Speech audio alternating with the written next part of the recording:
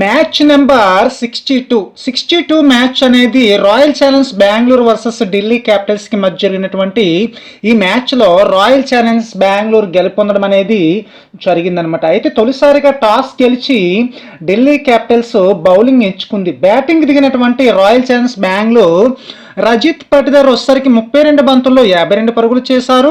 Will jacks వచ్చేసరికి 29 బంతుల్లో 41 పరుగు చేశారు. 20 ఓవర్లు ముగిసే టైంకి 9 వికెట్ల నష్టానికి 187 పరుగులు చేశారు రాయల్ ఛాలెంజ్ బెంగళూరు.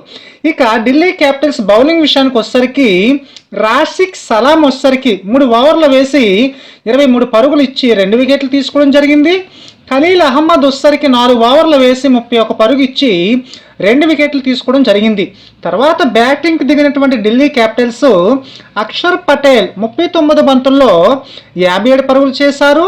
షాయ్ హూప్ వచ్చేసరికి 23 బంతుల్లో 29 పరుగులు చేశారు. 19.1 ఓవర్లోనే 140 పరుగులు చేసి ఆల్అౌట్ అవ్వడం అనేది జరిగింది ఢిల్లీ క్యాపిటల్స్ అనమాట. మ్యాచ్ కూడా ఓడిపోవడం అనేది జరిగింది. ఇక రాయల్ ఛాలెంజ్ బెంగళూరు బౌలింగ్ విషయానికి వచ్చేసరికి యష్ దయాల్ 3.1 ఓవర్ వేసి 20 పరుగులు ఇచ్చి 3 వికెట్లు తీసుకోవడం జరిగింది.